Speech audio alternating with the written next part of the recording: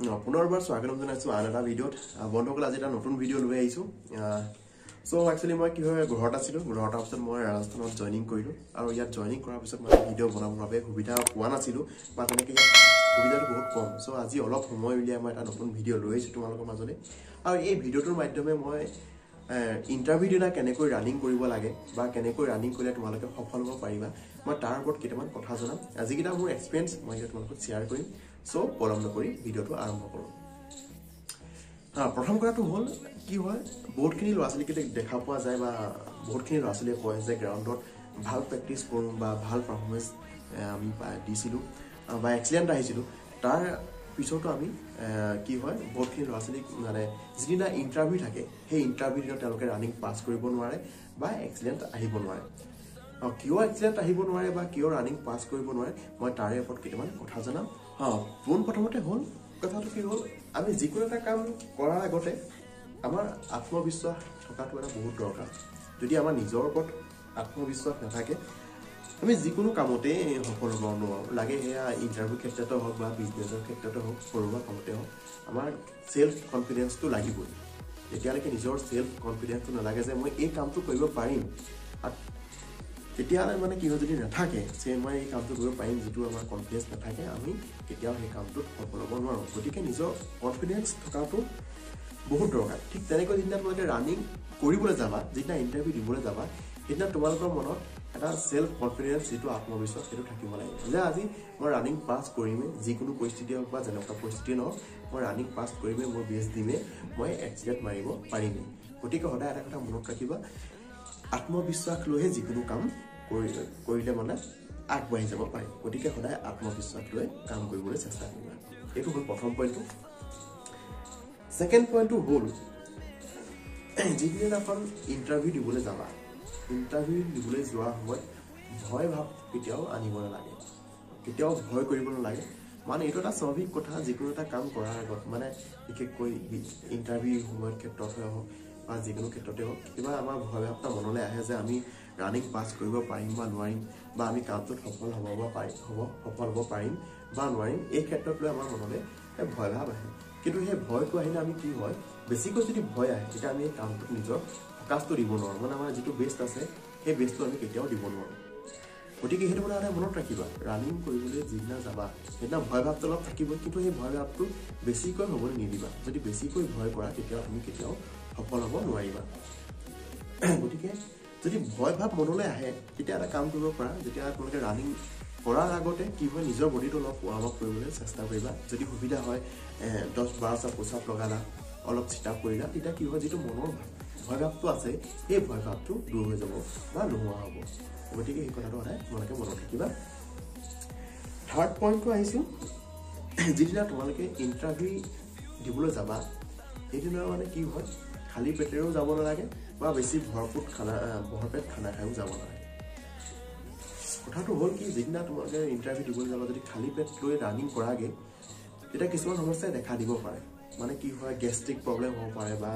পেটটো চুকুত মাৰি ধৰিব পাৰে পেট বিষ হোৱাৰ সম্ভাৱনা থাকে গতিকে একেবাৰে খালি পেট লৈও ৰানিং কৰিবলৈ কেতিয়াও যাব নালাগে আৰু ঠিক তেনেকে বেছিকে খানা খাইও বা বেছি ফুল ডায়েট লৈ তোমালোকে ৰানিং কৰিবলৈ যাব নালাগে কাৰণ বেছি ভৰপেট খানা খাই গ'লে তোমালোকৰ কি হ'ব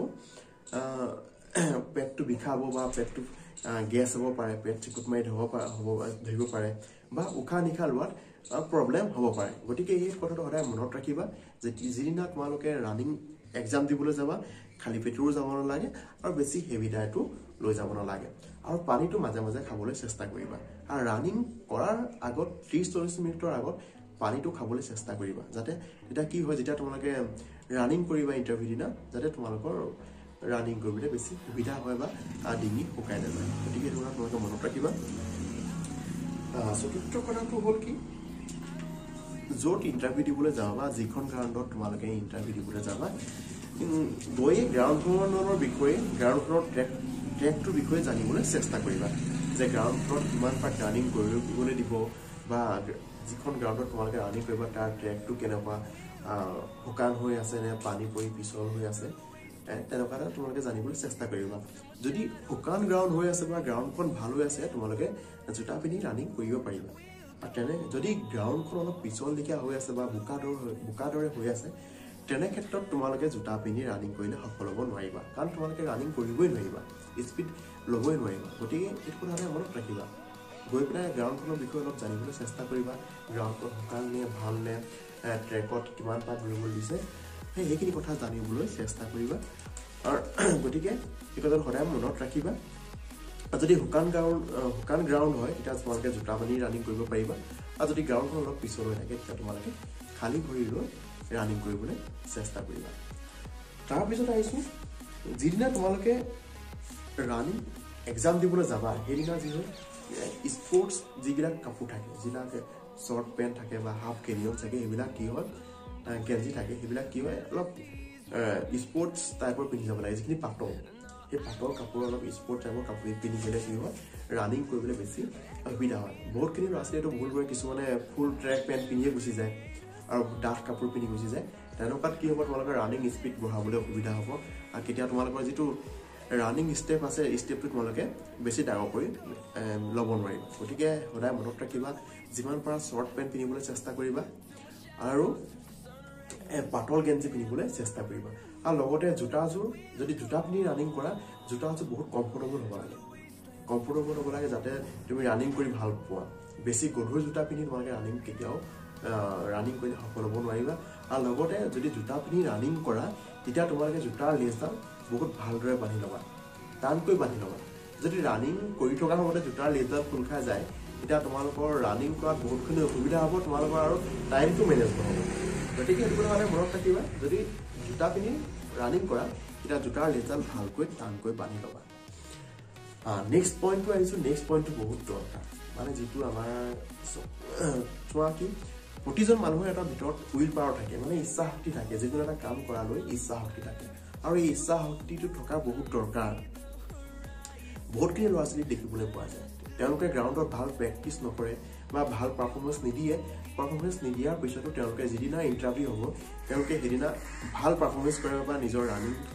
ভালদৰে পাছ কৰে এক্সিলেণ্ট আহে তাৰ কাৰণটো হ'ল উইল পাৱাৰ মানে ইচ্ছা শক্তি কিছুমান ল'ৰা ছোৱালীৰ মাজত বহুত এটা উইল পাৱাৰ থাকে ইচ্ছা শক্তি থাকে যে আমি এই কামটো কৰিবই লাগিব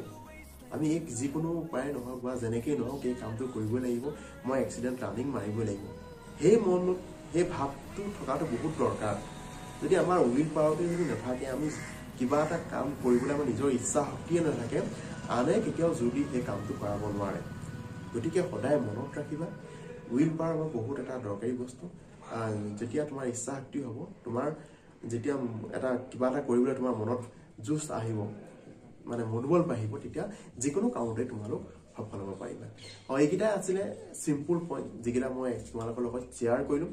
যদি ভিডিঅ'টো ভাল লাগে লাইক কৰিবা কমেণ্ট কৰিবা আৰু ডিছক্ৰিপশ্যনত মোৰ টেলিগ্ৰাম চেনেলৰ যিটো লিংক আছে সেই লিংকটোত মই তাত দিছোঁ তোমালোকে তাত গৈ মোৰ টেলিগ্ৰাম চেনেলত তোমালোকে জইন কৰিব পাৰিবা চ' আজিলৈ ইমানেই নমস্কাৰ